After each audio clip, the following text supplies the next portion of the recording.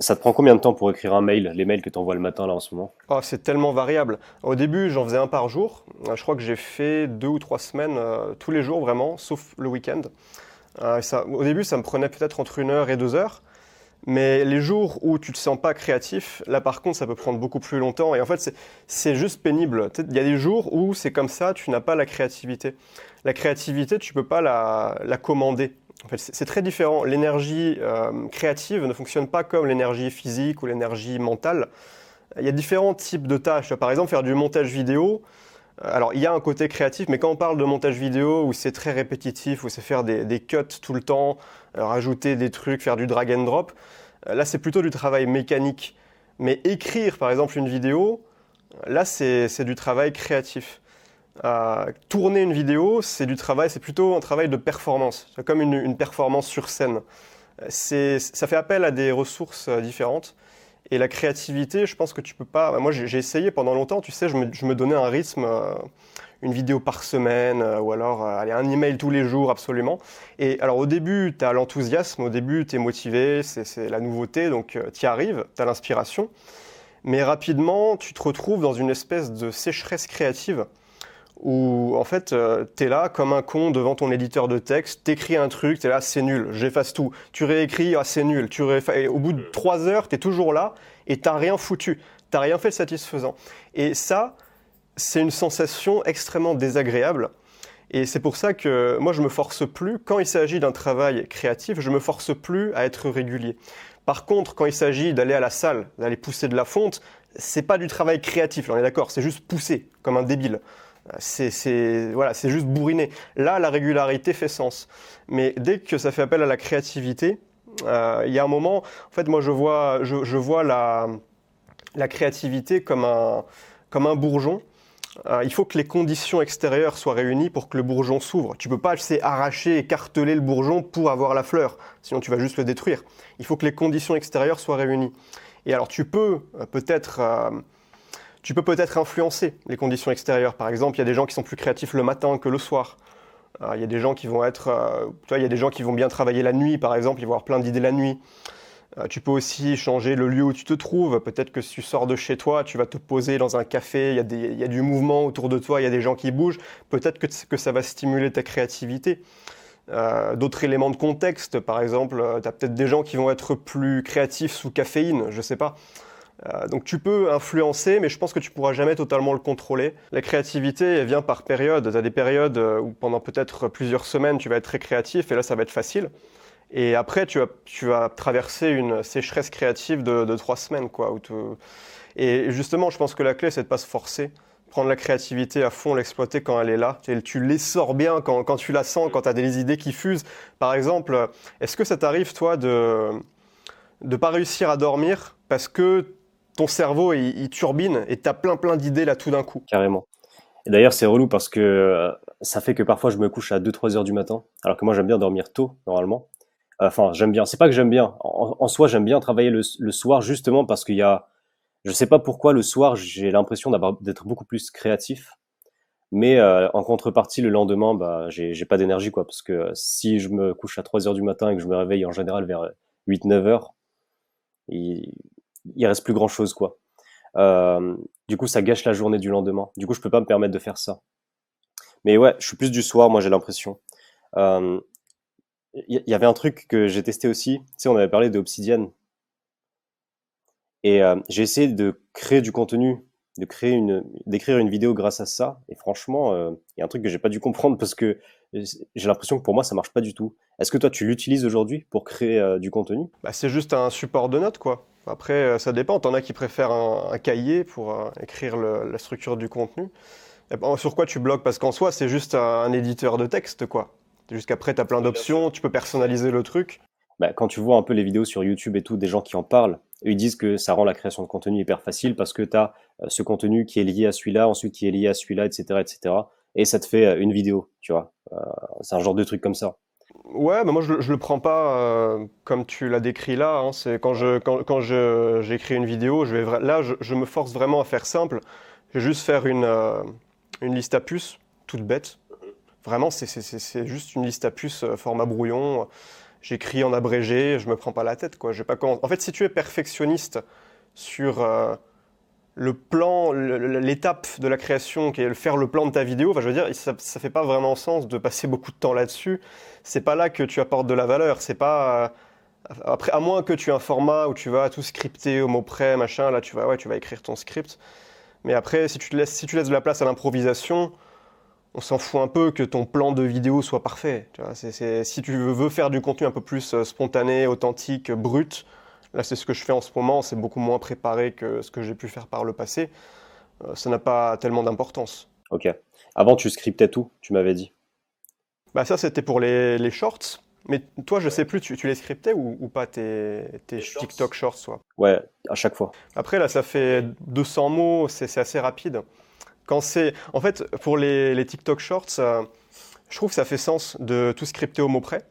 Mais dès que tu passes sur du contenu plus long, de plus de 10 minutes, en fait, peut-être que tu vas scripter les quelques premières minutes, mais après, c'est tellement plus facile de... Parce que tu as, déjà l'attention des gens. L'attention des gens est déjà là. Tu as déjà hooké l'audience. Et donc, tu peux laisser place à un peu plus d'improvisation, à ne pas écrire chaque mot, tu vois, de chaque phrase, faire des bullet points avec des mots-clés. Parce que finalement, scripter, pour moi, je vois plus ça comme un outil pour accrocher l'attention dès le départ. Ok. Et pour un short TikTok, effectivement, bon, comme c'est très, très court, et surtout, il faut contrôler la durée parce que YouTube Short, c'est forcément moins d'une minute. Ouais. Donc là, ouais, ça fait sens. Après, moi, j'avais fait j'ai des vidéos j'ai dû peut-être en faire entre 5 et 10 des vidéos de 10 à 15 minutes qui étaient toutes scriptées vraiment au mot près. Combien de temps pour scripter ça t'a pris? Oh, ça me prenait 2 jours de travail. Enfin, je faisais une par semaine, c'est 2 jours de travail pour scripter. Et j'ai fait ça pendant peut-être 6 ou 7 semaines, un truc comme ça. Donc je sais que ça a fait quand même un bon batch de bonnes vidéos. Mais après, bon, je me suis dit, est-ce que c'est vraiment bien investir mon temps que de faire ça? Est-ce que tu as remarqué que les résultats sur tes vidéos étaient meilleurs quand c'était tout scripté par rapport à quand tu scriptais, enfin quand tu faisais juste une outline classique et t'improvisais un peu par-dessus? Ça changeait pas grand-chose? Non, en fait, ça revient à ce qu'on se disait par rapport au perfectionnisme. Ouais, T'as souvent l'impression que plus tu vas taffer le truc, plus ça va marcher, mais en fait non. carrément. Je faisais une interview là l'autre jour, j'expliquais ça. C'est que une de mes vidéos les plus vues sur ma chaîne, c'est une vidéo que j'ai faite, mais littéralement, ça m'a pris 30 minutes de écrire le plan au montage. C'est juste un truc, je pose mon cul sur le canapé, je parle, je déballe mon sujet à partir de 5 bullet points, et c'est tout, quoi. Je fais quelques cuts, je balance ça avec une caméra moche, une qualité dégueulasse, et c'est juste que le sujet intéressait, quoi. C'est une vidéo qui s'est bien référencée, elle a fait, je sais pas loin d'un million de vues. Mais vraiment, le ratio effort investi par rapport au résultat, nombre de vues, d'abonnés, mais il est ridicule, ridicule. Ouais, je vois carrément.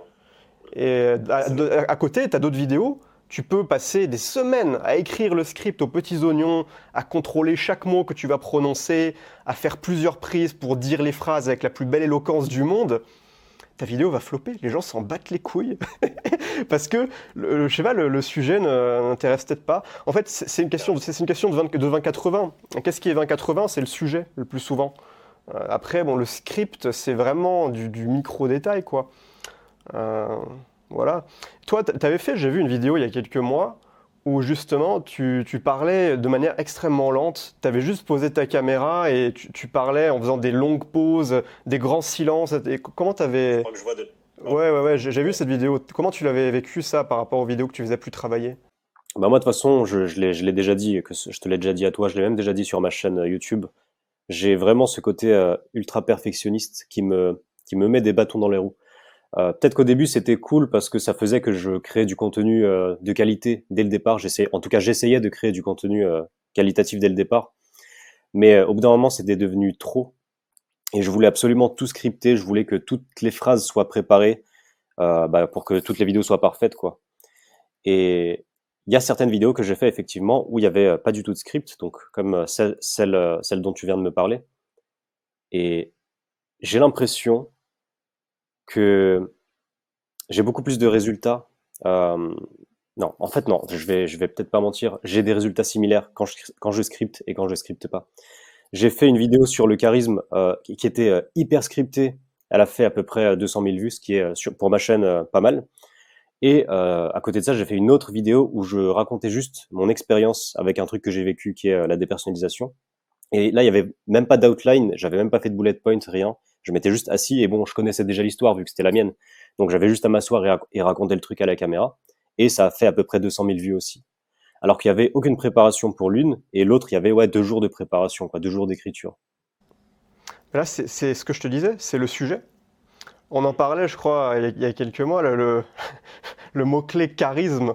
On l'a Ouais. poncé, ce Ah, mot-clé. c'est bien. Ouais. Toutes, moi aussi, mes vidéos les plus. Dès que tu mets charisme dans le titre, t'es sûr que ça fait 10 fois plus de vues.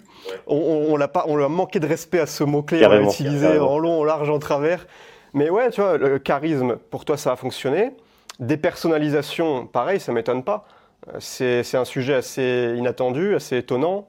Il y a des gens, ils vont trouver ça intéressant parce que ça sort un peu de la norme des vidéos dev perso qu'on voit d'habitude. Et ouais, tu vois, c'est le sujet. En fait, le sujet est le plus important. Après, le reste, après, ça va influencer d'autres facteurs. Par exemple, ton image de marque en tant que créateur. Voilà, si tu fais du contenu très scripté, tu vas peut-être avoir l'image de quelqu'un très carré, analytique dans son approche.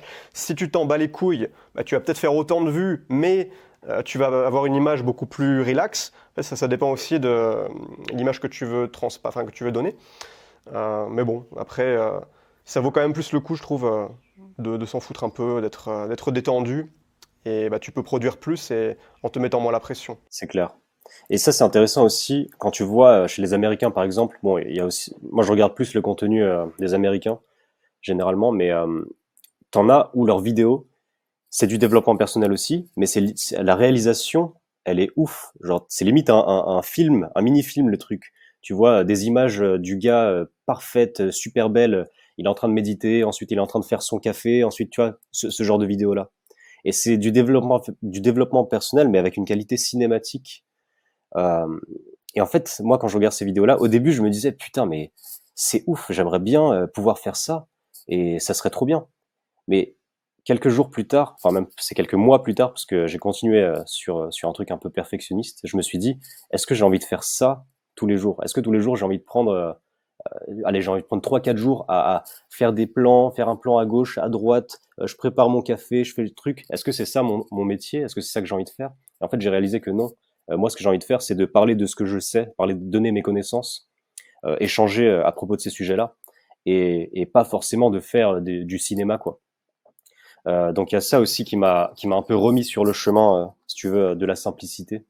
Même si j'y suis pas encore. Je commence à essayer de faire les choses un peu plus simplement, mais j'ai encore du mal à complètement me couper de l'aspect perfectionniste, de l'aspect ouais, il faut que ce soit dur, c'est ça. Comme je te disais tout à l'heure, cette croyance, euh, pour que ça apporte du résultat, il faut que ça ait été fait difficilement, il faut que ça ait été dur. Sinon, mon cerveau il a l'impression qu'on mérite pas le succès. Et ouais, ça c'est une croyance qui est relou. Je pense qu'il y a beaucoup de gens qui ont cette croyance-là, notamment dans notre société en France et tout, parce que bah, notre éducation et tout, c'est un peu ce qu'on nous a appris. Il y en a qui l'ont plus ou moins. Moi, je sais que je partais avec cette base-là. Ouais, mais du coup, le fait de faire des vidéos comme ça, des petits podcasts comme ça, comme on est en train de faire là, ou même, j'avais déjà essayé de faire des vidéos sur ma chaîne du coup, où juste je pose la caméra et le défi que je me suis lancé, c'est de faire zéro cut et juste de parler à la caméra comme ça. C'est difficile, hein. C'est très difficile ça.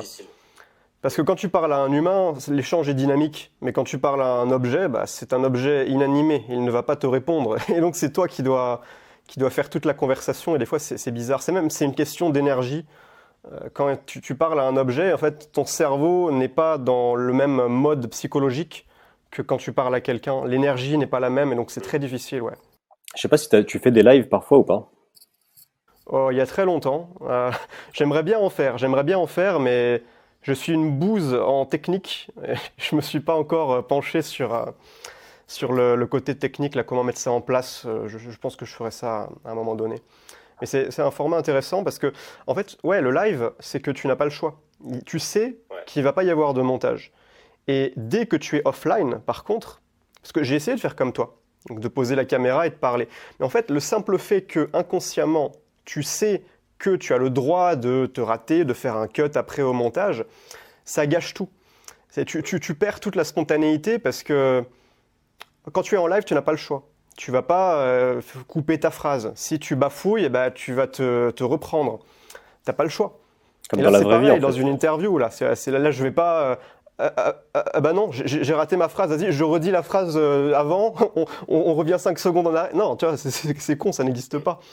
Et ouais, c'est. Mais en fait, là, ce qu'on est en train de faire, c'est la stratégie du branleur malin. Moi, j'appelle ça comme ça. Stratégie du branleur malin, c'est appliquer la loi de Pareto à l'extrême, la loi du 20-80, bah, faire vraiment ce qui est le plus facile et qui apporte des résultats tout à fait honorables. Et bah, franchement, moi j'aime beaucoup, tu sais, les créateurs de contenu qui font du contenu brut, authentique, qui sont pas justement comme ce que tu décrivais avec les créateurs, là on dirait des films d'Hollywood, leurs vidéos, je vois de quoi tu parles. C'est très joli, hein.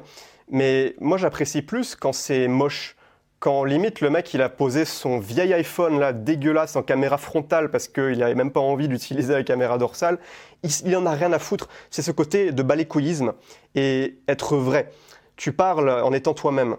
Et t'as pas besoin, quand tu es toi-même, après de complexifier, à rajouter des jolis b-rolls, etc., des transitions, des effets spéciaux. T'as pas besoin de ça parce que tu n'es pas. En fait, quand tu fais un contenu extrêmement travaillé sur la forme, ce que j'ai l'impression, c'est que le créateur, il est comme en demande d'attention. Il est là, regardez, j'ai travaillé mon truc tellement loin, voilà, regardez-moi, mon produit est excellent, je veux que vous le regardiez.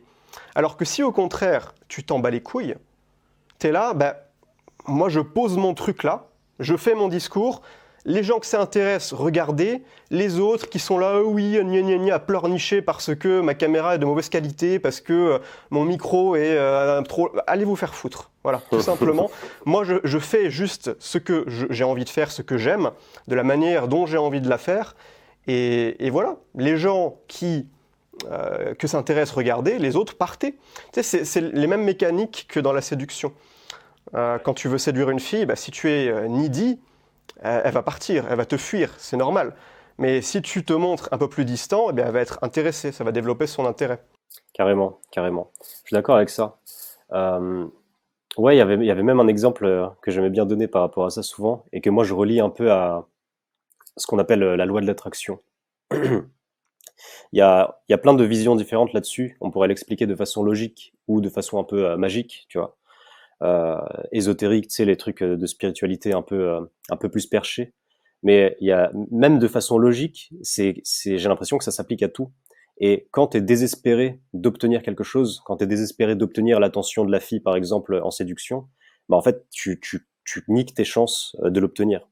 Et pareil, j'ai l'impression dans la vidéo, quand tu essayes absolument de faire les choses parfaitement, de faire les choses super bien, comme tu dis, regardez comme ma vidéo elle est bien, vous avez vu, j'ai travaillé pendant 15 jours dessus, s'il vous plaît, regardez-la. Tu vois, quand tu es dans cette énergie-là, bah ouais, en fait, ça a beaucoup moins de chances de marcher. Par rapport à un mec qui, comme tu dis, a fait le truc à l'arrache, mais en fait, on sent dans son énergie, quand il parle à la caméra, on sent que le mec, il est présent. Le mec, il est présent, il n'a pas besoin d'obtenir quelque chose de toi, il est juste présent, il apporte de la valeur, il raconte les trucs qu'il a à raconter, il donne les choses qu'il a à donner. Et ouais, c'est beaucoup plus attirant. C'est comme s'il y avait un point de gravité. Et quand tu es désespéré d'obtenir quelque chose, la gravité, tu l'envoies, elle sort de toi, elle part de toi, elle va vers l'extérieur. Et donc en fait, ça repousse tout ce qu'il y a autour de toi. Alors que quand tu recentres à l'intérieur, le point de gravité, il est à l'intérieur de toi et ça attire tout le reste vers toi. Je le vois un peu comme ça. C'est très parlant, ouais, c'est clair. Tu sais, quand on dit, les Américains disent souvent, garde ton pouvoir à l'intérieur de toi, ne donne pas ton pouvoir aux autres. En gros, ne donne pas le pouvoir aux autres de te valider ou de ne pas te valider, ou tu sais, tout ce qui est lié au regard des gens et tout. C'est beaucoup ça aussi. Euh, Quand tu gardes ton pouvoir à l'intérieur de toi, bah, t'es pas en train d'essayer de faire réagir les gens ou de chercher leur validation. T'es juste ancré à l'intérieur. Tu gardes ton pouvoir à l'intérieur de toi.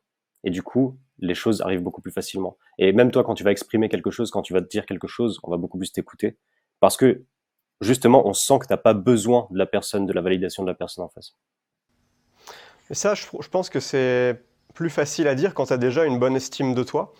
Mais pour quelqu'un qui a pas confiance en lui, qui a une vie un peu pourrie, en fait, avoir tendance naturellement c'est instinctif, quoi. Il va vouloir quémander l'attention des autres. Mais la clé, en fait, c'est de commencer à se concentrer sur soi-même et de commencer à bâtir des résultats dans sa vie, que ce soit dans tous les domaines, en fait.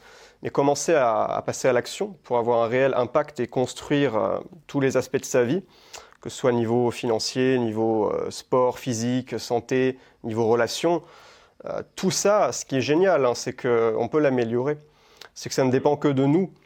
Et c'est seulement quand on commence à avoir des résultats dans tous les domaines de notre vie qu'on bâtit notre estime de nous-mêmes. En fait, tu peux... Ça, c'est un truc que je remarque beaucoup, mais t'as plein de mecs qui sont là. T'as pas des petites astuces pour avoir plus confiance en soi? Je suis là, mais tu te fous de ma gueule ou quoi? Tu veux une astuce, une petite astuce, mais si tu veux avoir plus confiance en toi, en fait, l'estime de soi, c'est très intimement lié à comment tu te perçois toi-même. Si tu es objectivement un loser, qu'est-ce que tu vas voir devant la glace? Alors oui, tu peux essayer de trouver des petites astuces pour, pendant 15 minutes, tromper ton cerveau et lui faire croire que ce qu'il y a devant lui, devant le miroir, c'est pas un loser, mais c'est un gagnant. Ok, super, ça va marcher 15 minutes et après tu vas redevenir un loser. Ce qu'il faut faire, c'est agir sur toi, c'est changer ta vie, c'est t'engager dans un processus de croissance. Je veux dire, il n'y a pas de... Tu sais, les gens, ils veulent un bouton magique, ça me rend fou. Les gens, les gens veulent un bouton magique, t'appuies dessus et pouf, j'ai des abdos, je deviens riche, etc. Partout, tout le temps. Il suffit de voir dans la crypto, là, les mecs qui voulaient devenir riches en 2021 pendant le bull run, ils veulent pas travailler, tu vois. T'as plein de mecs, ils veulent juste faire leur x50, mettre 500 balles, faire x50, gagner, faire de l'argent comme ça, mais sans travailler. Dès que tu leur parles de travail, d'effort à fournir, là, ils s'enfuient. Et c'est dommage, parce qu'en fait, c'est la seule... À moins que tu aies un énorme coup de chance, mais c'est comme jouer au loto, c'est complètement con d'un point de vue statistique et probabilité. La seule chose à faire, c'est d'agir là où tu as du contrôle, c'est-à-dire te fixer des objectifs, mettre en place des habitudes, agir sur ta vie, sur ce que tu peux contrôler. Et si tu fais ça chaque jour, ça marche. Au bout d'un moment, je veux dire, l'action, ça marche. J'ai aucune preuve de quelqu'un qui passe à l'action avec une stratégie intelligente sur une période de plus de 12 mois et qui ne voit pas au moins une amélioration significative dans sa vie. Ça n'existe pas. Il y a un moment donné, la stratégie, il y a des stratégies qui sont prouvées, qui fonctionnent. Si tu les appliques à la lettre, c'est juste mathématique. C'est pas possible que ça ne fonctionne pas. C'est clair. Ouais. Après, je pense que la plupart des gens, enfin, il y a plein de raisons pour lesquelles ils le font pas. Et notamment, ce qu'on voit partout en ce moment, c'est le concept justement de dopamine détox, etc. Parce que c'est vrai que toutes les distractions aujourd'hui font que c'est super facile. En fait, quand tu tombes vraiment dedans, c'est hyper dur de s'en sortir. Ça devient une vraie addiction. Qu'est-ce que t'en penses de tout ça, toi? Là, je fais le dopamine détox, c'est vraiment, ça fait du bien, hein, ça fait du bien. C'est vrai que toi, tu fais. Alors, ceux qui connaissent pas Marc, faut le dire, tu fais du contenu sur TikTok et tu as une grosse audience sur TikTok. C'est peut-être plus intéressant que toi tu donnes ton avis là-dessus en tant que créateur TikTok. Moi je me considère pas du tout comme créateur TikTok parce que j'ai juste fait ça pour tester. Ça a marché mais c'était juste un test. Mais en fait je connais pas vraiment ces plateformes. Je pars juste du principe qu'effectivement c'est extrêmement toxique parce que ça te liquéfie complètement ton cortex préfrontal. Mais tu vois, j'ai jamais été consommateur de ces trucs-là. Toi, je pense que t'as déjà. Ça t'arrive de scroller par exemple sur TikTok? Ça m'arrive de temps en temps. Encore aujourd'hui, je me surprends Tu sais, en fait, je poste une vidéo et ensuite je me dis bon bah je vais regarder vite fait ce qui se passe, tu vois, histoire je sais pas, juste comme ça, tu vois. Et après, je commence à scroller comme ça et je vois qu'il y a 30 minutes qui sont passées. Et au bout de 30 minutes, je me dis waouh, qu'est-ce que j'étais en train de faire là? J'étais où? Tu vois? Il y a un truc, ton cerveau, tu perds ton cerveau pendant un moment. C'est ouf. Parce que tu as ces petits shots de dopamine et en plus tu es à la recherche de peut-être qu'il y a un truc mieux après, peut-être qu'il y a un truc mieux après, peut-être qu'il y a un truc mieux après. Et en fait, ça s'arrête plus, tu vois. Et ouais, ça peut être dangereux si vraiment tu te laisses emporter dans le truc. Je pense que pour la plupart des gens, c'est le cas. Et je pense que c'est encore plus le cas quand t'as pas un réel objectif dans ta vie. Quand t'as pas un objectif que tu as envie vraiment d'atteindre, tu vas te laisser emporter par toutes les distractions possibles parce qu'il y a rien d'autre à faire de toute façon. tu vois. Si tu donnes pas une direction à ton cerveau, bah en fait, il va prendre ce qui est disponible. Qu'est-ce qui est disponible? Oh bah cette personne elle m'a mal parlé, oh là là. Et du coup, tu te rentres dans un genre de truc négatif, tu vois. En fait, tu prends tous les petits éléments négatifs parce que notre cerveau est plus attiré par le négatif, et tu prends toutes les petites distractions. Et du coup, ton cerveau il va réfléchir que à ça tout le temps. Soit cette personne m'a parlé, oh regarde, eux ils sont en train de s'embrouiller, oh, regarde télé-réalité, t'as vu lui ce qu'il a dit à elle. Après je vais scroller un peu, après je vais jouer à un jeu vidéo. Et en fait ton cerveau il va juste tourner dans toutes ces petites distractions, justement parce que tu lui as pas donné une direction précise vers laquelle aller. Euh, c'est pour ça que pour moi que c'est hyper important d'avoir un objectif supérieur. Ce que j'appelle un objectif supérieur, c'est quelque chose qui peut réellement changer ta vie. Par exemple, est-ce que le fait de commencer à faire des vidéos, à moi poster des vidéos, devenir créateur, et à commencer à gagner de l'argent en faisant des vidéos, ça peut changer ma vie? Oui, ça peut changer ma vie. Donc c'est quelque chose sur lequel je devrais focaliser beaucoup de mon attention. Si je me fixe un objectif qui va pas vraiment changer grand-chose à ma vie, peut-être que j'aurais pas suffisamment de motivation pour me dire bon, je vais vraiment essayer de me discipliner, je vais essayer d'arrêter de scroller, je vais essayer d'arrêter les jeux vidéo, etc. Après, chacun de toute façon aura sa propre vision du succès, tu vois. Tout le monde n'a pas envie de devenir millionnaire. Il y a des gens pour qui, il y a des gens à qui ça correspond très bien d'avoir un boulot normal, par exemple, et ils ont pas besoin de plus. Et ils aiment bien rentrer chez eux et faire leur partie de jeux vidéo et leur vie leur plaît comme ça.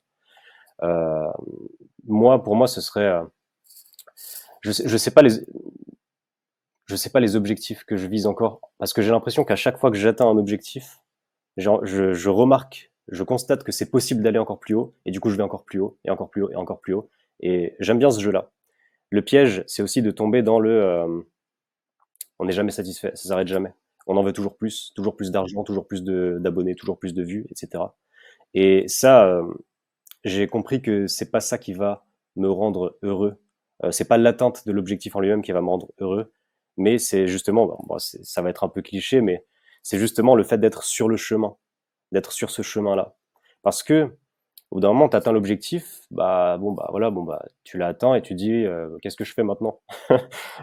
Et ouais, en fait, ça te satisfait pendant quelques jours peut-être, et après tu as de nouveau envie de faire autre chose, soit de continuer à avancer, ou soit je sais pas, de trouver un autre truc à faire quoi. Ouais, tu vas remarquer que si on me laisse parler, je vais rapidement dériver sur d'autres sujets. Là, j'ai dérivé un peu. Tu sais, les gens sont plugués à la matrice de TikTok. Pas que TikTok, hein. Bon, on prend TikTok un peu comme l'exemple général, mais bon, tous ces réseaux sociaux, ces trucs qui nous crament le cerveau. Bon, tu as aussi le porno, les jeux vidéo, les sites d'actualité, tous ces trucs-là.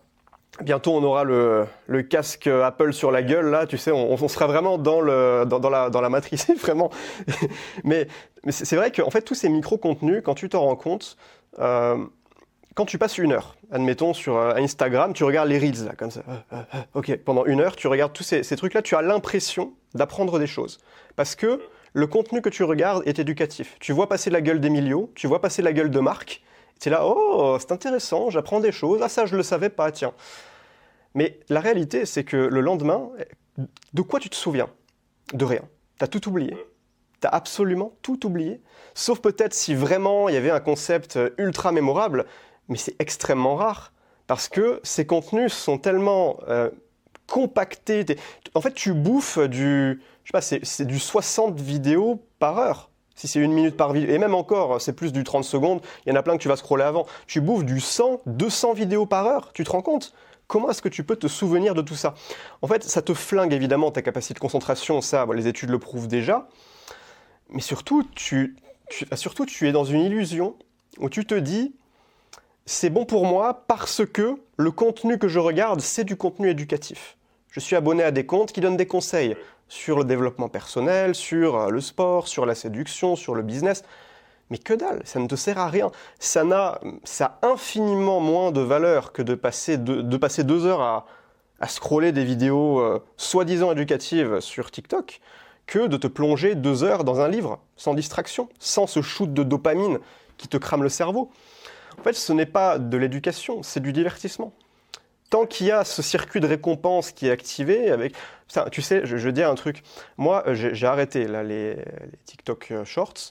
J'avais vraiment l'impression, au bout d'un moment, de prendre les gens pour des guignols à rajouter, tu sais, des sous-titres avec un mot doit être en fluo. On va rajouter un emoji qui zoome comme ça au montage. J'avais vraiment l'impression de prendre les gens pour des teubés. Et j'étais là, putain, c'est ça mon métier, quoi. C'est ça mon métier, c'est de faire des sous-titres fluo parce que, en fait, inconsciemment, ça veut dire quoi? Ça veut dire, je considère que les gens sont trop cons pour m'écouter, alors il faut que je leur mette un support pour qu'ils aient pas seulement ma voix, mais aussi du texte. Et je me suis posé la question, je me suis dit, mais est-ce que c'est ça? Déjà, c'est pas le contenu que moi je consomme, c'est peut-être mieux de créer le contenu que tu aimes consommer toi-même. Mais en plus, j'étais là, mais j'ai pas l'impression de parler aux gens à qui j'ai envie de parler et j'ai même pas l'impression de respecter l'audience, quoi. Donc en tant que créateur, mon expérience a été assez mitigée, même si bon, je ne veux pas cracher dessus parce que beaucoup de gens m'ont découvert grâce à ça. Et beaucoup de gens aussi m'ont dit que je les avais aidés à arrêter justement, parce que je faisais j'en ai fait plusieurs, des TikTok, où je disais aux gens, mais maintenant tu bouges ton CAG, tu arrêtes de scroller comme un zombie et voilà, tu mets ton téléphone dans un tiroir et tu te mets au boulot. Et il y a des gens qui l'ont vraiment fait. Au début, je pensais que je sais pas, t'aurais 3 pélos qui le feraient, quoi. Mais apparemment, ça a vraiment fait prendre conscience des gens. Donc en fait, tu attaques un peu la matrice de l'intérieur en donnant les conseils pour les gens qui finalement, qui a besoin le plus qu'on leur dise à quel point c'est toxique pour eux? Les gens qui consomment déjà. Donc en fait, ouais, je pense que c'est une bonne niche. C'est de siphonner toute l'audience qui se crame le cerveau à coup de TikTok et les ramener sur un podcast, sur quelque chose de plus profond, où on prend plus le temps et où il n'y a pas sans arrêt le petit shoot de dopamine là dans ta gueule, dans ton cerveau. Quand tu es sous la douche, par exemple, le matin, tu prends ta douche le matin, à quoi tu penses? Tu penses au contenu que tu as fait rentrer dans ton esprit. Tu vas peut-être, je sais pas, tu as regardé une vidéo rigolote de Squeezie, bah, ça va revenir. Tu as regardé une série sur Netflix, ça va te revenir. Le contenu que tu consommes occupe ton esprit. Et c'est intéressant d'observer qu'est-ce qu'il y a dans ta tête quand tu es sous la douche. Ce qui occupe ton esprit, c'est ce sur quoi tu es concentré, c'est ce sur quoi tu progresses. S'il n'y a que du divertissement dans ton esprit, tu vas jamais avancer. Parce que voilà, tu n'es pas focalisé sur des choses que tu contrôles. Carrément. Je remarque même parfois, alors ça m'arrive plus vraiment de prendre des vacances, du genre une semaine de vacances ou ce genre de choses, parce qu'il y a toujours des choses à faire quoi, pour le business, pour la création la création de mon contenu et tout. Donc je suis tout le temps en train de faire quelque chose. Mais j'ai déjà remarqué quand j'ai pris genre 3-4 jours de pause, ben mon cerveau il commençait à se détacher de cet aspect, réfléchir à ses objectifs, réfléchir à comment améliorer les choses, etc. Et il était remplacé justement par ce que tu dis, donc le divertissement, parce que c'est des moments où, par exemple, je sortais beaucoup, je sortais avec mes potes, on faisait une partie de jeux vidéo, ou c'était vraiment que de l'amusement, du divertissement, parce que pour moi, dans ma tête, j'étais en pause, tu vois. Et en fait, quand j'ai dû me remettre au travail, quand je me suis dit bon, allez, la pause est terminée, on se remet au boulot, bah, j'avais l'impression de pas du tout ni avoir envie, ni y arriver, tu vois. J'arrivais pas à me concentrer, j'arrivais pas à rentrer dans le truc, j'arrivais pas à rentrer dans le travail que j'ai à faire, que ce soit pour écrire une vidéo ou peu importe. C'est comme s'il y avait un temps de réadaptation. Il y avait un jour où ça va être nul, où je vais pas réussir à bien travailler, et ensuite je vais commencer à reprendre les mécanismes qui étaient présents de base. Et du coup, je me dis, si t'es comme ça, si tu t'es dans ce système-là où tu te divertis pendant 1 an, ou 6 mois ou 1 an, ça doit être super dur de se remettre au travail après ça. Ouais, tu perds ton élan d'une certaine manière. Il y a aussi les habitudes, tu as des croyances limitantes qui se remettent en place. C'est comme pour tout, quand tu pratiques, quand tu fais de la muscu tous les jours pendant des mois et des mois, si après tu fais une pause de 3 mois, tu vas retourner à la salle, tu vas pousser beaucoup moins lourd et tu auras des courbatures horribles le lendemain. Faut se dérouiller la machine. Et, et tu penses quoi du concept d'identité? Est-ce que tu penses que notre identité, elle change assez rapidement en fonction des habitudes qu'on met en place dans notre vie? Ou tu penses que c'est pas forcément changeable, qu'il y a juste certains aspects de ta personnalité, de ton identité que tu peux améliorer? Bah, l'identité et les habitudes et le comportement, C'est très lié et je pense que tu ne peux pas changer durablement tes habitudes sans changer d'identité.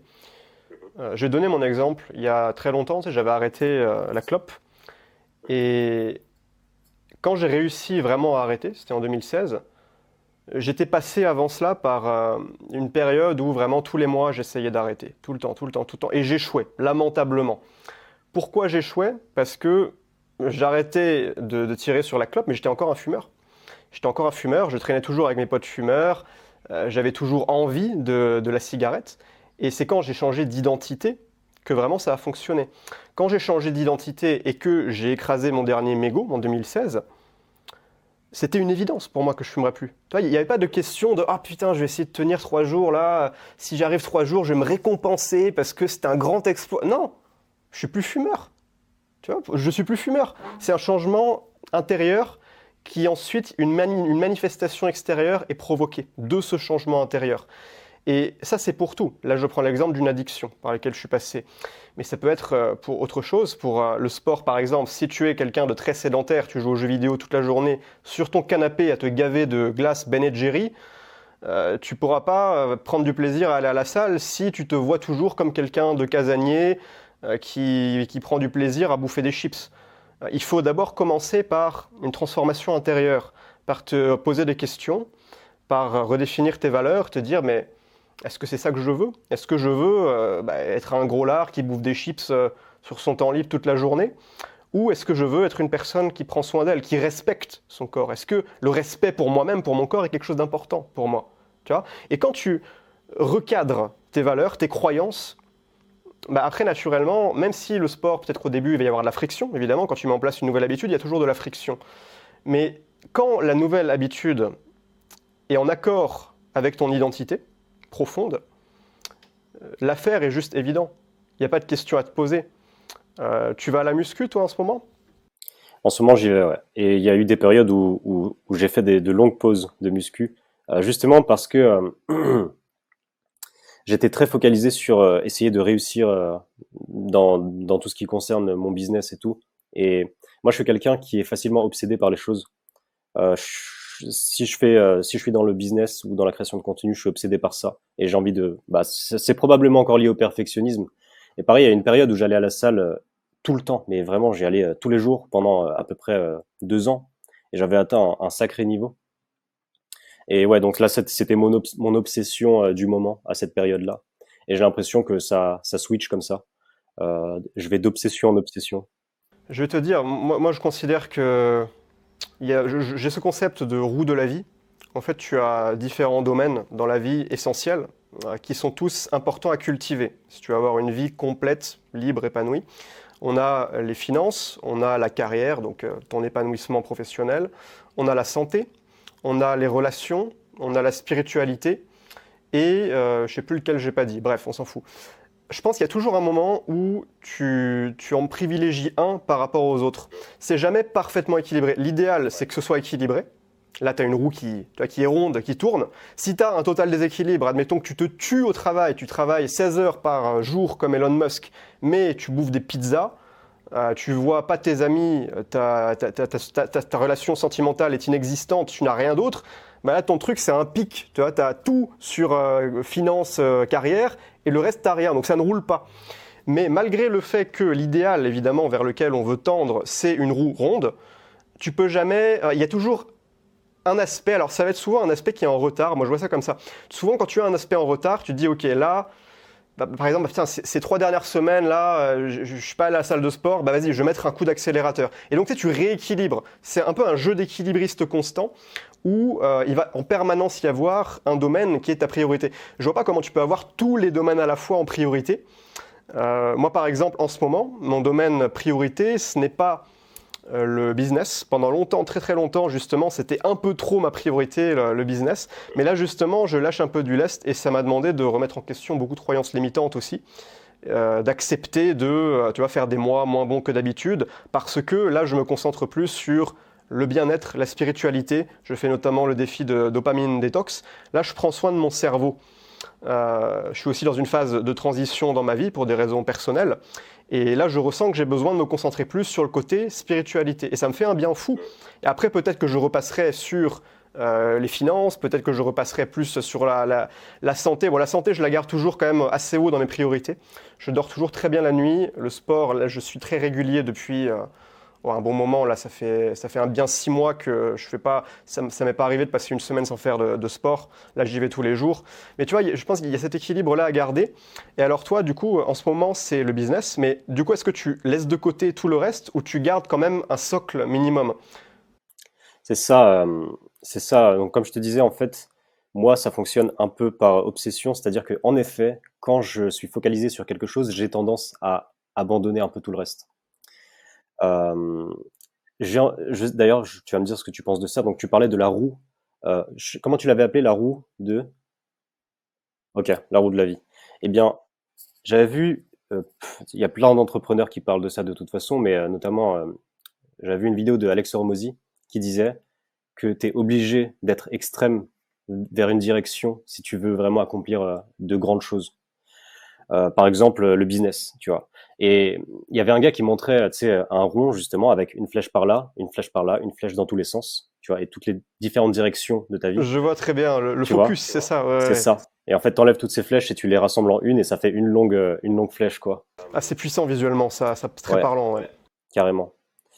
Et ouais, j'ai l'impression que je réussirais difficilement ce que j'ai envie de faire si j'étais équilibré partout. Je sais même pas si c'est vraiment possible. Comme tu disais, je pense qu'il y a toujours une période ouais, où on sera plus focalisé sur une chose plutôt qu'une autre. Et je pense aussi que à partir du moment où tu as atteint un certain niveau sur l'objectif où tu voulais être, bon, par exemple, toi dans le business, disons que tu as atteint un certain niveau où tu es plutôt satisfait, bah, tu peux te permettre du coup de lâcher un peu du lest et de te focaliser un petit peu plus sur les... Bien sûr. Ouais.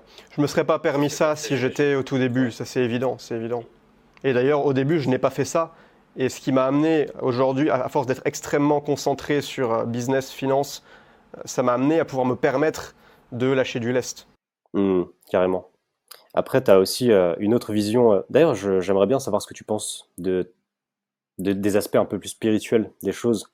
Il y a des gens, par exemple, qui diront que tu réussis beaucoup mieux dans le business euh, quand tu forces pas forcément trop, quand tu es plus dans un état serein, quand tu te focalises plus sur justement le fait de te sentir bien, tu réussis beaucoup plus dans le business par rapport à quelqu'un qui serait vraiment H24, on travaille, faut travailler dur, etc. Qu'est-ce que tu en penses, toi? Il y a un peu de ce dont on parlait au début par rapport au lâcher prise. Souvent, on excelle dans le lâcher prise. Quand on s'en bat les couilles, souvent ça passe mieux, ça marche. Tu vois, il y a un côté il y a un peu de ça. Après, après, ça va dépendre aussi du secteur dans lequel tu évolues. Dans ce qu'on fait nous, par exemple, moi je pense qu'effectivement, le fait d'investir du temps, des ressources dans la spiritualité, fondamentalement, qu'est-ce que c'est la spiritualité? C'est juste être en contact avec l'univers. C'est l'amour. La spiritualité, c'est être dans l'amour, par opposition à être dans la peur. On ne parle pas de relations sentimentales ou quoi. C'est juste le sentiment d'amour contre le sentiment de peur. Moi, je suis à fond là-dedans en ce moment. Je suis en train de confronter toutes mes peurs et ça fait du bien. Franchement, j'apprécie beaucoup ce processus. Mais quand tu es justement dans l'amour, tu vas avoir tendance à être plus vrai. Donc, dans le cas d'un créateur de contenu, probablement à faire du contenu davantage émotionnel, spontané, qui va créer des relations beaucoup plus intensives avec les gens qui te suivent. Tu vois. Après, peut-être que si tu es dans le monde de la finance, tu travailles à Wall Street, là, la spiritualité ne te sert à rien, je ne sais pas. Mais ouais, je pense que bah, bien sûr, ça a un avantage. Ouais, voilà ce que j'en pense en gros. Mais d'ailleurs, toi aussi, on avait discuté que toi aussi, tu t'intéressais beaucoup à la spiritualité. Je trouve que c'est quelque chose qui manque aujourd'hui dans le dev perso. Tu sais, aujourd'hui, tu as tous ces comptes anonymes, red pill, mal alpha, Ouais. là, qui te balancent des vérités, mais sans aucune profondeur. Tu sais, je dis pas que je suis pas d'accord avec tout ce qu'ils disent, mais putain, c'est tellement médiocre intellectuellement, ces trucs-là. Mais je trouve qu'il manque cet aspect spiritualité. Aujourd'hui, peu de gens en parlent, à part peut-être quelques boomers, des créateurs boomers d'une autre génération qui attiraient pas forcément un public plus jeune. Mais ouais, du coup, toi aussi, est-ce que tu peux dire un peu c'est quoi ta vision de la spiritualité? Bah moi, si tu veux, c'est le truc qui m'a le plus aidé dans ma vie, j'ai envie de dire carrément, parce que c'est ce qui m'a permis en tout cas, les concepts que j'ai appris dans des livres qu'on pourrait dire spirituels, c'est ce qui m'a aidé à sortir de la dépersonnalisation. Tu peux expliquer peut-être c'est quoi la dépersonnalisation déjà? C'est intéressant. Ok, alors, en gros, les symptômes sont hyper bizarres. T'as l'impression d'être dans un rêve. Tu vois, quand t'es dans un rêve et que tu regardes autour de toi, tu vois une pièce, mais elle est un peu bizarre. T'as l'impression que c'est un peu flou, t'arrives pas à la voir clairement. C'est très étrange. Eh bien, ça s'apparente à ça en fait. T'as une vision un peu comme ça, comme si t'étais drogué ou comme si, ouais, comme si on t'avait drogué en fait. En permanence, c'est des crises ou en permanence, d'accord. Moi, c'était en permanence pendant 1 an et demi. Et tu arrives à marcher dans la rue normalement, ça t'handicape à quel point? Au début, c'était très difficile et même juste rester assis sur une chaise, c'était très difficile. J'avais l'impression que c'était en train que ça tanguait, que j'allais tomber par terre. Je comprenais pas du tout ce qui se passait et du coup, je faisais des crises de panique et des crises d'angoisse tous les jours. Tous les jours, genre une dizaine par jour, quoi. Pendant combien de temps? Bah, pendant à peu près 1 an. T'as fait 3000 crises d'angoisse. Ouais, on peut dire ça. Ouais, Oh putain, ah ouais, ah oui. ouais, c'était violent, c'était violent. Et en fait, ça m'a emmené dans des endroits de de la vie, enfin, des endroits hyper bas. En fait, j'avais envie de mourir, quoi, en gros. J'avais envie de mourir. Pour moi, ça servait plus à rien de rester ici parce que je voyais que c'était que de la souffrance tous les jours et ça servait à rien de continuer, tu vois. Et t'avais pas l'espoir de te dire je peux en sortir? Au début, si, mais plus les mois passaient, plus je voyais qu'il y a rien qui changeait, plus je me disais, bah, en fait, je vais rester comme ça toute ma vie. Et puis j'allais voir des psychiatres, des psychologues et tout. Les mecs, j'avais l'impression qu'ils comprenaient rien du tout à ce truc, quoi. T'avais quel âge à ce moment-là? Je devais avoir 22 ans, un truc comme ça. Ouais, à peu près. Donc moi, j'étais encore en alternance. Je travaillais dans une boutique, je vendais des chaussures et je faisais mes études de BTS MUC, management des unités commerciales. Et c'est à ce moment-là que c'est arrivé. Et moi, j'ai l'impression que c'était vraiment lié à un burn-out. J'ai l'impression que c'était lié à un burn-out au travail. C'est comme ça que ça a commencé. Je détestais, faire des boulots que je déteste, enfin, tout simplement déjà. Et puis j'ai eu la mauvaise expérience de tomber dans 2 boîtes où j'étais vraiment traité comme de la merde. Mais sauf que j'étais obligé de continuer à y aller parce que je me disais si je vais pas, je perds mon école. Si je perds mon école, j'ai pas de diplôme. Si j'ai pas de diplôme, je vais passer pour une merde aux yeux de toute ma famille. Et je pouvais pas me le permettre. Dans ma tête, c'était trop important. Il fallait que j'ai un statut élevé parce que tous mes cousins étaient ingénieurs, scientifiques, je sais pas quoi, et moi j'étais un peu le seul qui était rien. Tu vois. En tout cas dans ma tête, ce que je considérais comme rien. Et du coup, c'est pour ça que c'était aussi important et qu'il y avait autant de pression. Et du coup, je me forçais à rester dans ces boulots-là jusqu'à qu'en fait, au bout d'un moment, mon cerveau il a pété un plomb, quoi. Ouais, en mode burn-out. C'est ça. Et puis ouais, et du coup, c'est la spiritualité, c'est le fait de commencer à lire des livres comme Le pouvoir du moment présent, qui m'a aidé à avoir une nouvelle vision de la réalité. Euh, j'ai eu une période où j'étais toujours dans la dépersonnalisation, je faisais toujours des crises d'angoisse, mais j'arrivais dans un état où j'acceptais complètement tout ce qui pouvait se passer. Par exemple, parfois je marchais dans la rue et il y a une crise d'angoisse qui arrivait, et là où avant je me serais mis à paniquer, à me dire putain qu'est-ce que je vais faire si où est-ce que je vais me mettre si les gens me voient, si je tombe dans les pommes, qu'est-ce qui va se passer? Et je suis arrivé à un stade où je marchais dans la rue et il y a une crise d'angoisse qui arrive et je me disais vas-y meurs et je continue à marcher. Lâcher prise. Problème. Ouais, c'est ça. Et ça t'a aidé, ouais. Ça m'a aidé parce que ce que ça a fait, c'est que j'avais plus peur des crises d'angoisse, j'avais plus peur des symptômes. Et si tu veux, comment tu sors de la dépersonnalisation, c'est en diminuant drastiquement ton niveau d'angoisse, d'anxiété, de façon générale. Et si tu arrives à faire ça, progressivement, tu vas en sortir. Sauf que pourquoi c'est difficile? Parce que comme tu as les symptômes tout le temps autour de toi, plus tu regardes les symptômes, plus ton angoisse augmente, et plus les symptômes augmentent, plus ton angoisse augmente, etc. Et ça fait un cercle vicieux. Ouais, ouais. Et donc la solution, c'est vraiment juste d'accepter et de complètement lâcher prise et de dire, ok, peu importe ce qui arrive, même si tout de suite mon corps me lâche et je meurs, pas de problème, j'accepte tout. Et dans cet état, t'as l'impression d'être déconnecté de tout ce qui peut arriver, tous les problèmes normaux, si tu veux, ils existent plus vraiment. T'as l'impression de juste être présent, tu regardes autour de toi, mais tu regardes vraiment attentivement. Avant, je regardais un arbre et enfin, c'est ce qu'on fait tous, hein, on marche et on regarde un arbre, et on se dit oh bon c'est un arbre, moi je m'en fous, tu vois, je continue ma vie. Ah ouais donc qu'est-ce que je dois faire déjà? Et on marche comme ça, tu vois. Mais là, j'étais dans un état de présence où je marche dans la rue et je regarde vraiment autour de moi et je regarde l'arbre et je regarde vraiment l'arbre, tu vois. Pour moi, il y a que ça qui existe à ce moment-là. Ou alors je regarde les gens qui marchent, mais vraiment je les regarde attentivement, comme s'il n'y avait pas de passé et pas de futur, juste je suis là. Et c'est comme si moi-même j'existais même pas, mon corps j'existe même plus. Le flux de pensée dans sa tête s'est arrêté. Tu n'es plus absorbé par ton esprit. Exactement, je regarde juste à travers les yeux. C'est comme si j'étais le rien qui regarde le tout en train de se produire. Et pour moi c'est ça le plus grand pouvoir que j'ai découvert du moins dans ma vie à moi. C'est ce qui m'a permis de surmonter par la suite les autres difficultés que j'ai pu avoir. Mais je pense que j'ai pas eu d'aussi grandes difficultés que celle avec la dépersonnalisation. Et c'est la spiritualité qui m'a aidé à m'en sortir. C'est sûr que ça a l'air, ça a l'air d'être une sacrée épreuve. Moi, j'étais loin de me douter que ça t'était arrivé pendant un an complet, quoi. J'avais 10 crises d'angoisse par jour.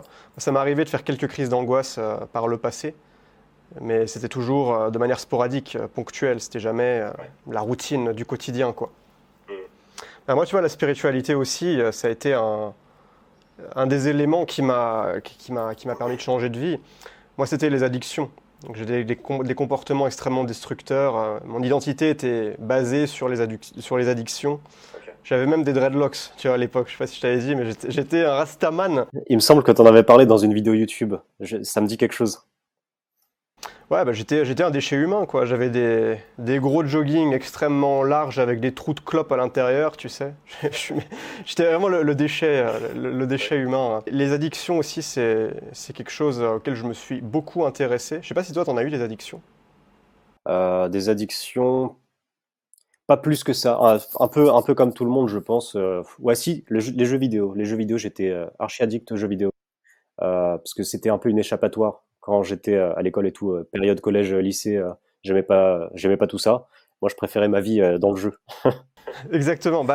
C'est vrai que l'adolescence, la vie est vraiment nulle, quoi.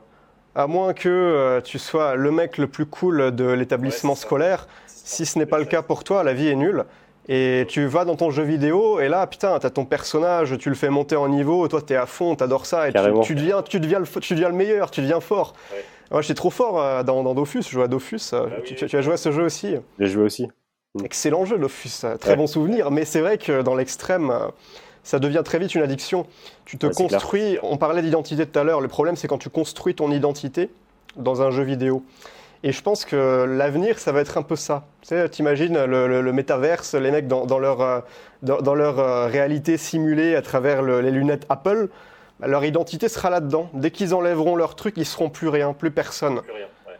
Et donc, il faudra vite qu'ils aillent mettre leur brique d'insectes surgelés au micro-ondes pour bouffer le truc et remettre le machin sur leurs yeux. Ça c'est le futur dystopique un peu glauque. Mais ouais, pour moi, c'est une règle de base. Mon identité doit être bâtie dans le monde réel. Et les mecs aussi qui vont faire des teufs, des rave parties, qui prennent des psychédéliques, tout ça, leur identité n'est pas dans la réalité. Ils existent, ils se sentent vivants exister quand ils sont sous l'influence de produits. C'est pour ça qu'aujourd'hui, moi, c'est vraiment une règle d'or pour moi de ne pas avoir d'addiction. Ça ne veut pas dire que je ne m'autorise pas à boire de l'alcool. Alors, je bois très peu d'alcool, ça peut m'arriver peut-être... En fait, ça dépend vraiment du contexte. Mais mon mode, par défaut, si je vais au restaurant, c'est boire de l'eau. Après, si le contexte est particulier, que voilà, je rencontre quelqu'un, j'ai envie un demi de bière belge artisanale, bah vas-y, je vais prendre le demi. Mais ça arrive très rarement, ça arrive une dizaine de fois par an peut-être. Mais je veux vraiment ne pas avoir de dépendance à aucun comportement. Et pour moi, c'est même une espèce d'obsession limite autistique, quoi, que d'essayer de me libérer des dépendances à tout dans le quotidien. Par exemple, même là, je m'intéresse de plus en plus au street workout parce que je veux réduire ma dépendance à la salle de sport. Parce que j'ai envie de pouvoir, par exemple, voyager dans des endroits où je n'ai pas accès à une salle de sport, mais quand même garder ma routine sportive. Là, c'est l'idée d'être le plus libre possible dans tous les aspects. Et le simple fait d'être dépendant d'une salle de sport, bah, ça entrave d'une certaine manière, légèrement, mais ça entrave quand même ta liberté. Parce que tu n'es pas libre de passer 3 semaines dans un endroit où parce que sinon tu vas te sentir mal, tu vas te dire « Ah putain, mon physique est en train de se dégrader ». Mais ça, c'est qu'un exemple parmi beaucoup d'autres. J'ai aussi évidemment le minimalisme. J'ai toute ma vie dans une petite valise, quoi, mais c'est génial. Parce que tu prends ta valise, des fois même, le matin, je suis dans mon petit café, je prends mon café glacé, et c'est le jour où je dois sortir de mon hôtel. Je dois quitter mon hôtel. Je ne vis pas, je n'ai pas de chez moi. Je suis un SDF de luxe. Je vis dans des hôtels et des Airbnb. Et ouais, des fois le matin, je dois sortir, rendre la chambre d'hôtel à midi. Je sais même pas où je vais. Je suis là le matin. Je suis même pas encore réveillé. Ah vas-y, bah tiens, il y a cette ville là. Vas-y, bah je book un vol. Je vais dans un autre pays. Et comme ça, quoi. La décision se prend sur un coup de tête. Et ça donne un sentiment de liberté, de légèreté, d'agilité dans ton quotidien. Moi, je suis accro à ça. Et je sais que plein de gens trouvent ça étrange. C'est pas le délire de tout le monde. Je vois carrément ce que tu veux dire. Et moi aussi, je suis un peu, j'ai un énorme besoin de liberté. Et de toute façon, je pense que c'est une grande partie des hommes. En tout cas, j'ai lu un livre sur l'énergie masculine et l'énergie féminine. Et dans l'énergie masculine, il y a un besoin de liberté infinie. En tout cas, ceux qui ont une haute énergie masculine. Donc tu penses que c'est lié à la masculinité, la liberté? Je pense que il y a une part de ça, et je pense qu'il y a une autre part qui peut être liée, bien sûr, à ton vécu. Peut-être que quand tu étais petit, tu t'es senti emprisonné, et que du coup maintenant tu cherches beaucoup de liberté. Je pense qu'il y a un peu des deux, et peut-être d'autres facteurs.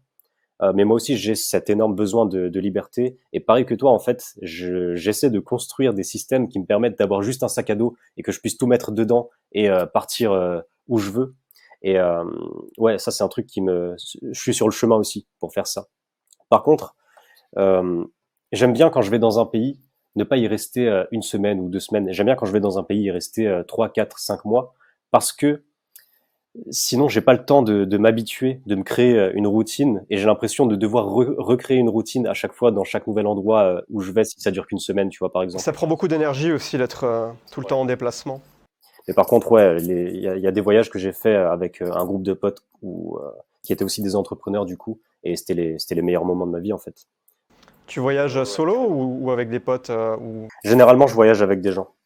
Ok. Ça m'arrive. Non, je crois que j'ai jamais fait un voyage tout seul. C'est un truc Ah ouais? ouais, j'ai jamais fait un voyage où je vais à un endroit vraiment tout seul. Soit je connais déjà des gens sur place, ou soit je pars avec des potes. J'ai jamais fait encore Ça cette t'a expérience. jamais tenté de te dire je saute dans l'inconnu? Parce qu'en fait, moi je vais te dire un truc, je suis parti à Dubaï il y a quelques mois, février, et c'était un voyage avec des potes. On était 3. Et je me suis rendu compte à quel point, quand tu n'es pas seul, quand tu es avec des potes, c'est comme si tu importais une certaine zone de confort dans le pays où tu vas. Comparé à quand tu es tout seul, s'il y a un problème, s'il y a une merde qui te tombe sur la gueule, tu es le seul responsable et tu dois la gérer. Tu peux pas te reposer sur coopérer avec tes potes pour régler le problème, tu vois. Il y a vraiment, psychologiquement, il y a une différence. En termes de la sensation, c'est vraiment le plongeon dans l'inconnu quand tu es surtout dans un pays que tu ne connais pas. Moi, par exemple, je peux revenir aujourd'hui dans des pays que je connais bien, même si je suis seul, je suis quand même d'une certaine manière dans ma zone de confort. Mais ce qui est génial, je trouve, c'est justement faire ces plongeons réguliers dans l'inconnu pour étendre sa zone de confort. Et moi, c'est un peu ça, l'objectif dans ma vie. C'est pas d'être le plus riche du monde ou quoi, c'est d'étendre au maximum, de conquérir un maximum de territoire mental. Que ma zone de confort soit la plus étendue possible dans tous les domaines de la vie.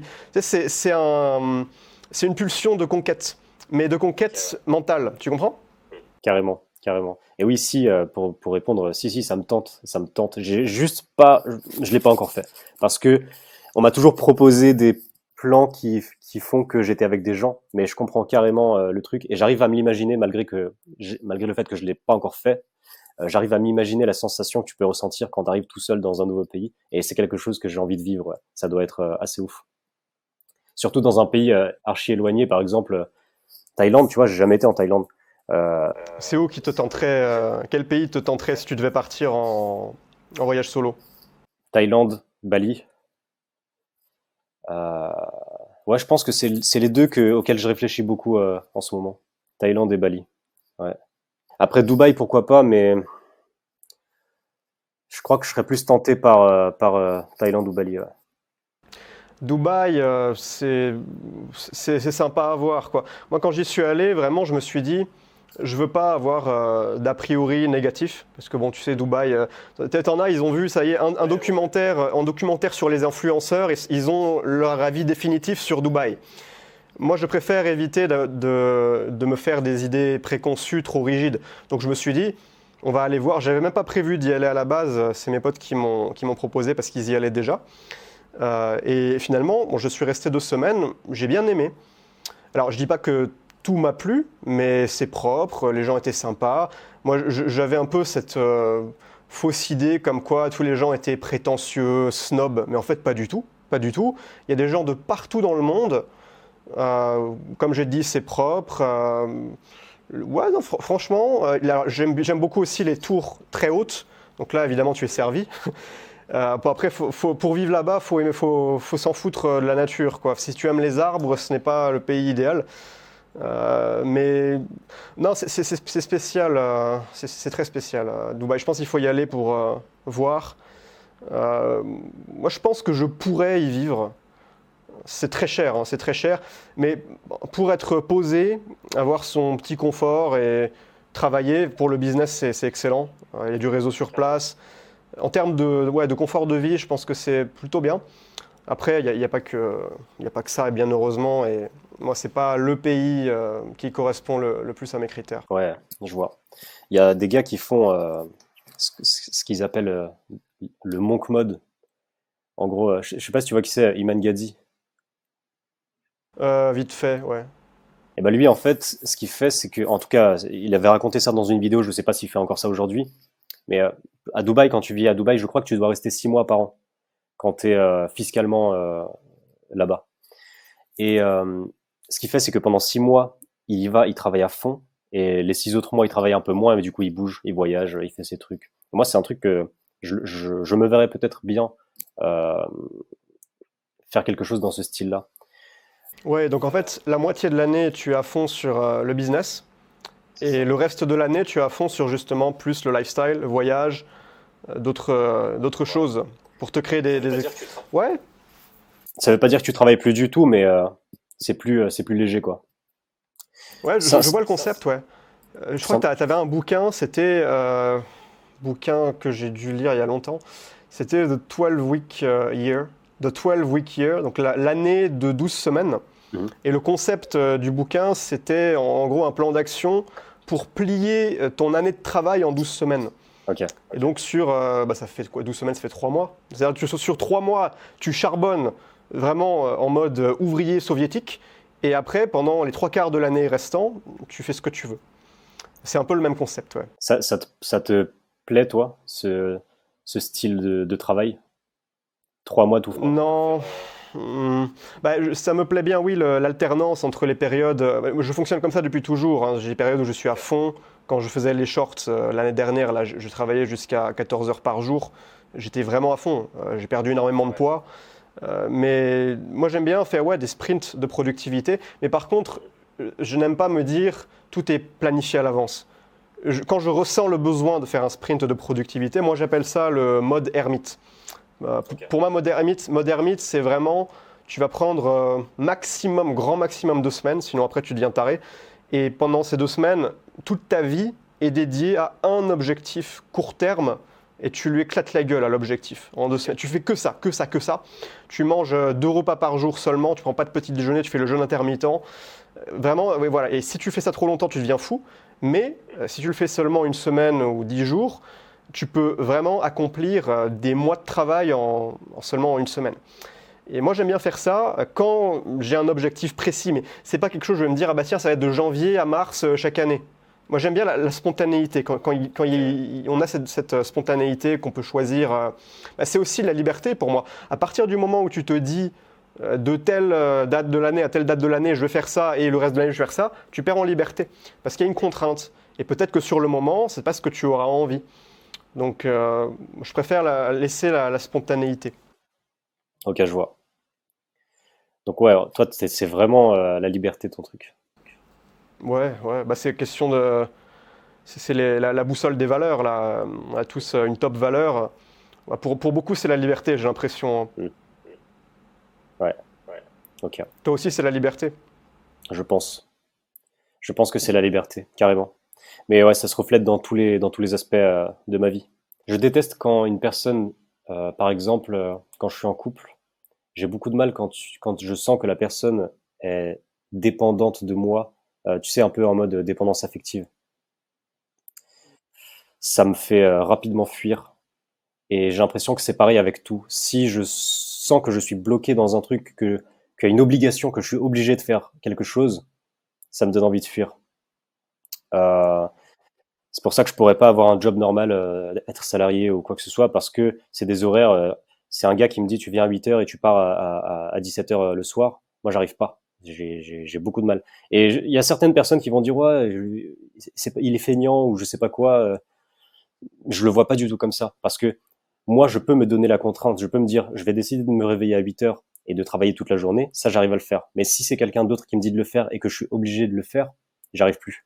Ouais, en fait, c'est une question de rapport à l'autorité, je pense. Et je comprends très bien parce que moi, ça a été ça pendant toute ma scolarité, surtout sur la fin, sur le lycée et les années d'université. J'étais en totale rébellion contre la structure de l'éducation. En fait, je détestais qu'on me contraigne à poser mon cul 8 heures par jour sur une chaise en bois, dans une salle aseptisée avec des néons au plafond qui grésillent. Je dis là, mais pourquoi? C'est ça la vie, en fait. Je suis sur cette planète pour rester mon cul posé sur une planche de bois 8 heures par jour. Et je comprenais pas, parce qu'en fait, les autres élèves, enfin, pas tous, mais la majorité des élèves, ils écoutaient le cours. Tu vois, ils arrivaient, ils écoutaient, ils prenaient des notes, ils posaient des questions, ils levaient la main. Moi, je me suis rapidement rendu compte que je n'arrivais pas. Au bout de 3 minutes, mon esprit vagabondait. Je partais dans la lune, je pensais à d'autres choses. Je dessinais sur mon cahier parce que je me faisais chier, ça m'intéressait pas. Et si, au bout de 15 minutes de classe, j'essayais de ramener mon attention sur le cours, je comprenais rien. J'étais largué parce que j'avais pas suivi la première partie. Donc en fait, je me suis toujours trouvé incompatible avec le système éducatif et le fait qu'on me force à apprendre d'une façon donnée, de façon rigide, qui moi me convenait pas. Ah, ça m'a vraiment perturbé. Et à l'université, là par contre, j'ai apprécié la possibilité de sécher les cours. Je séchais absolument tous les cours d'amphithéâtre. Mais t'as le droit, t'as le droit. Et donc moi, je n'y venais pas, parce que je savais que si j'y venais, qu'est-ce que j'allais faire? Rien, j'allais attendre. Donc, parce que au bout d'un moment, tu te connais. Et donc, je travaillais avec mes méthodes en mode 20-80, vraiment. J'utilisais la loi de Pareto avant même de savoir que la loi de Pareto existait. Donc, je refaisais, tu sais, tous les sujets des partiels avant l'examen. Et en fait, comme les questions étaient très similaires, bah, j'étais un branleur malin, quoi. Et j'avais des bonnes notes. Mais ouais, cette question d'autorité aussi à la fin, avant que je devienne indépendant financièrement, le fait de dépendre financièrement de mes parents pour manger, ça me pesait beaucoup aussi. Et ouais, je pense qu'il y a plein de gens qui, comme ça, ont du mal. Et si tu vois que tu détestes l'autorité dans tes études, c'est assez logique de se dire, dans le salariat, ça va être pareil. C'est juste que ce sera plus les profs, ce sera le manager, le patron, le machin, tu vois. Mais finalement, l'école n'est qu'une préparation pour devenir salarié. Le contexte est assez similaire, hein, horaire fixe, pause déjeuner de midi à 13 heures, tu bouffes ton sandwich triangle jambon beurre là, tu retournes au taf jusqu'à 18 heures. C'est juste que dans le premier cas, tu es censé ingurgiter de l'information, et dans le second cas, l'activité change un petit peu, mais la structure reste assez similaire. Hein, à l'école, tu as tes camarades, après tu as tes collègues. Voilà. Et il y a plein de gens qui ne sont pas compatibles avec ça. Moi, je l'ai compris rapidement que je n'étais pas compatible. Mais tu sais, il y a plein de gens qui sont bloqués dans le salariat parce qu'ils n'ont pas trouvé d'opportunité de se libérer de cette espèce de matrice, le chemin tout tracé, le fameux chemin tout tracé. Et ils sont là tous les jours, tu sais, ils vont au taf, ils détestent ça, ils attendent, ils regardent la montre. Quand j'étais à l'école, quand j'étais en cours, c'était ça, je regardais la montre, je retournais faire mon dessin, puis je regardais la montre, puis je retournais faire mon dessin. Je me cachais derrière le classeur, tu sais, au fond de la salle, pour pas que le professeur voie que je n'écoutais pas. De toute façon, au bout d'un moment, ils s'en foutaient, ça dépendait lesquels. Mais beaucoup de gens, tu vois, ils sont là, et, au taf, ils attendent toute la journée. Ils font le strict minimum pour pas se faire virer, parce qu'il faut bien qu'ils payent les factures et qu'ils remplissent le frigo. Et le soir, eh ben, c'est leur jeu vidéo, ils fument leur joint avant de dormir. C'est leur petite bulle de confort, leur petite bulle de réconfort dans laquelle ils peuvent enfin éprouver un peu de plaisir, sortir de ce monde hostile auquel ils sont contraints, ils sont bloqués là-dedans et ils n'ont pas forcément d'échappatoire. Et alors tu en as plein après qui lancent des business en ligne et très souvent ceux qui lancent des business en ligne... c'est que quelque part, ils n'étaient pas en phase avec le chemin tout tracé, avec le modèle classique qu'on leur a imposé. Je connais peu d'entrepreneurs web qui...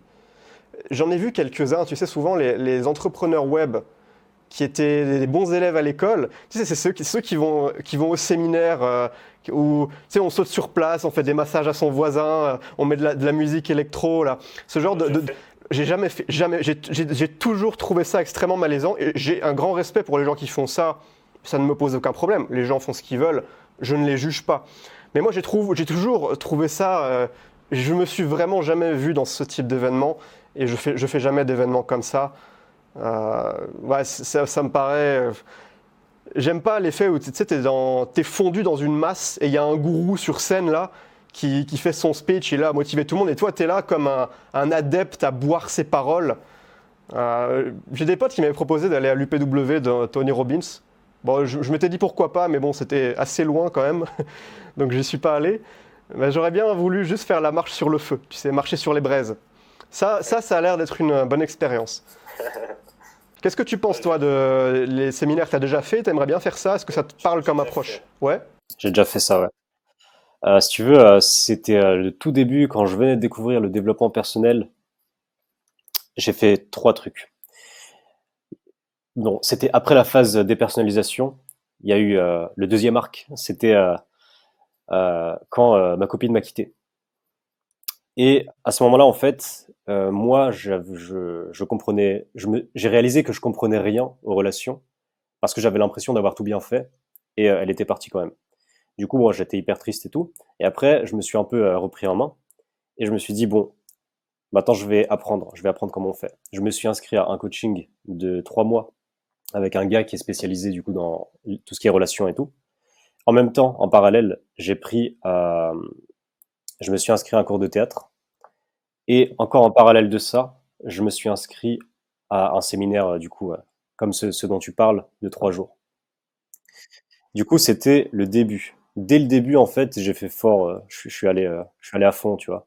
Ah, t'as investi en toi-même Ah ouais, de ouf. comme un cochon, là, t'y es Ah allé, ouais, t'as tout pris, la totale. Ouais. carrément. Ah, j'ai sorti la carte bleue, j'ai mis les chiffres et j'ai dit, allez, c'est bon, maintenant je suis obligé d'y aller. Alors, est-ce que le retour sur investissement a été bon? Ah bah ça valait le coup. Parce que ça valait le coup dans le sens... c'est pas, si tu veux, pour moi, une personne, elle peut aller à un séminaire et ne rien en tirer et ça n'a rien changé à sa vie, comme une autre personne, elle peut aller au même séminaire et ça a changé sa vie parce que c'est pas vraiment le séminaire en lui-même qui fait quelque chose, c'est toi, ce que ça t'a fait réaliser. Ton contexte de vie à cet instant T. C'est ça. Et puis moi, c'était, ok, j'ai appris des choses durant le séminaire, mais c'est juste que j'étais dans ce mouvement, tu vois. J'étais dans ce mouvement. Je fais des séminaires, je fais des trucs, j'apprends. Peu importe, je fais des expériences, tu vois. Parfois, je prendrais des formations où j'irais à des séminaires qui étaient pourris. Bon, bah tant pis. C'est pas le séminaire en lui-même qui va changer ma vie, c'est moi qui est en train de changer, tu vois. Et du coup, comme j'étais dans ce processus-là, bah oui, pour moi, ça a changé des choses, effectivement. C'était quoi la question de base? C'était... Non, oui, je te demandais par rapport au séminaire, est-ce que tu avais apprécié la dynamique de groupe? Moi, je disais par rapport à ça à la base parce que j'ai l'impression que ça donne un cadre dans le développement personnel et moi, ça me faisait beaucoup penser au cadre scolaire. Et c'est pour ça que ça ne me parlait pas. Mais après, je comprends que certaines personnes puissent apprécier cela. Et chacun est différent. Alors ouais, alors en fait, comme moi je venais de commencer tout ça, le développement personnel et tout, c'était nouveau pour moi. Je commençais à regarder des vidéos des gars sur YouTube et tout. Euh, J'y suis allé et en fait, j'ai même pas réfléchi, je me suis laissé porter par le truc, tu vois. J'ai dit vas-y. Il me dit ok, maintenant t'écris dans le cahier ceci parce qu'on avait un petit cahier, on devait écrire des trucs pendant qu'il me posait certaines questions et tout. J'ai joué le jeu, tu vois. J'ai joué le jeu à fond. Et à un moment, nous aussi, on devait marcher. C'était pas des braises, nous c'était des bouts de verre. On devait Oh putain, c'est pas dangereux ça? ouais, bah si un petit peu. Là, Mais tu rentres chez toi avec les pieds en sang. mais je pense qu'ils avaient fait exprès de peut-être c'était du verre pas coupant ou je sais pas, tu vois. Mais Ah, il y avait une je- entourloupe quelque part. forcément parce que si c'est des vrais bouts de verre coupants, On m'a toujours répété quand j'étais enfant, ne marche pas après que le verre soit cassé, hein. non, il y avait un truc parce que j'ai marché dessus, j'ai pas été blessé, il y avait rien. Et si, franchement, j'avais apprécié, et ça m'a ça m'a motivé à faire des trucs. Après, si tu veux, c'était développement personnel, mais pour moi, c'était niveau basique, quoi. C'était niveau débutant. Ça allait pas en profondeur, c'était vraiment, allez, tu peux le faire, on se motive ensemble, etc. Tu vois, c'est ce genre de truc-là. C'est bien au début, mais après, tu as vite envie de passer à quelque chose de plus profond, de vraiment rentrer dans ta propre psychologie, mieux te connaître. Mais en fait, là, la valeur n'était pas dans la connaissance transmise, mais dans l'énergie. Et souvent, c'est ce dont on a besoin, souvent, hein. Pour beaucoup, souvent, tu as ces intellos du développement personnel, les mecs, ils connaissent tous les classiques par cœur, Napoleon Hill, le Miracle Morning, Tony Robbins, ils connaissent tous les mecs, ils ont une vie de merde. Comment c'est possible? C'est parce qu'ils sont dans la surintellectualisation. Pour eux, intellectualiser des grands concepts, des grandes idées, leur donne l'impression d'être en train de fournir des efforts et donc d'avancer vers leurs objectifs. Alors qu'en réalité, non, c'est de la branlette intellectuelle et ils ont juste peur. Ils sont dans la peur de l'action. Et ouais, même un gros bourrin qui agit, mais de manière, il s'en fout, il y va vraiment sans fioriture. Ouais, comme un bulldozer, il défonce les murs, il n'est pas là pour balayer derrière lui les petits détails, les petites fleurs, non, il s'en fout. Lui, il aura 10 000 fois plus de résultats que celui qui intellectualise et qui attend 3 semaines avant le perfectionniste de l'extrême, quoi. Mais tu vois, toi déjà, tu te qualifies de perfectionniste, mais tu as agi massivement. T'as publié combien de vidéos sur TikTok? Des centaines. Je sais pas. Ouais, sûrement. Je sais pas combien exactement, mais j'en ai publié beaucoup, ouais. Mais oui, ouais, j'ai quand même réussi à transcender. Mais tu sais, avant de me lancer sur les réseaux, ça m'a pris au moins 2 ans entre le moment où je me suis dit je vais le faire et où je l'ai vraiment fait. Donc j'ai quand même procrastiné pendant 2 ans. Mais après j'ai fini par le faire. Donc ouais, j'ai quand même réussi à transcender le truc. Et bah de toute façon, c'est ça. T'arrives à une étape, tu la transcendes, tu passes à la suivante, tu la transcendes, tu passes à la suivante, et ainsi de suite. Donc là, on a fait une petite coupure, on va s'arrêter là pour l'instant. Là, ça fait déjà 1 heure et demie qu'on parle, donc c'est déjà pas mal. On refera peut-être des petites discussions comme cela. Déjà, pour ceux qui connaissent pas Marc, bah, Marc, est-ce que on te renvoie vers ta chaîne YouTube? Je pense que c'est le mieux, ou TikTok, ou... Je pense que YouTube c'est le mieux, ou alors Insta, mais je pense que je serai beaucoup plus actif sur YouTube. Ouais. Ok, bah, je mettrai le lien de la chaîne de Marc, ou même dans le titre. Je crois que maintenant sur YouTube, on peut mettre des liens vers des chaînes dans le titre de la vidéo. Donc vous pourrez trouver la chaîne de Marc. Bah, est-ce que tu veux rajouter un truc pour la fin ou Bah écoute, c'était grave cool cette petite discussion. J'ai beaucoup apprécié. Et ouais, je suis grave chaud pour refaire ça dans le futur. J'espère que j'espère que ton audience appréciera aussi. Moi, je pense que oui, hein. On doit avoir une audience assez similaire. C'est juste que, en fait, c'est peut-être pas les mêmes démographiques, mais c'est les mêmes centres d'intérêt. Ouais, ouais, carrément. Parce que toi, les gens te connaissent surtout de TikTok. Est-ce que les gens de ta chaîne YouTube viennent de TikTok pour la plupart, ou ils t'ont découvert de YouTube? Figure-toi que il y en a bien sûr une partie qui sont venus de TikTok et de mes autres, donc TikTok, Instagram, mais la majorité en fait ils viennent de YouTube parce que si tu veux, ce qui s'est passé, c'est que j'ai renvoyé des gens de mon TikTok vers YouTube. Du coup, ça a fait comprendre tout de suite à l'algorithme de YouTube que la chaîne était plutôt quali et qu'il fallait la recommander en organique. Et du coup, j'ai commencé à avoir des abonnés en organique directement depuis YouTube. Ok, ouais, ça a déclenché la croissance. C'est ça, le début, c'est ça qui est le plus dur de toute façon sur YouTube, c'est le début de déclencher la croissance, après ça fait l'effet boule de neige. Ben voilà, bisous à tous et on se retrouve à prochaine, dans un prochain contenu, quel qu'en soit le type. À très vite. Salut. Ciao!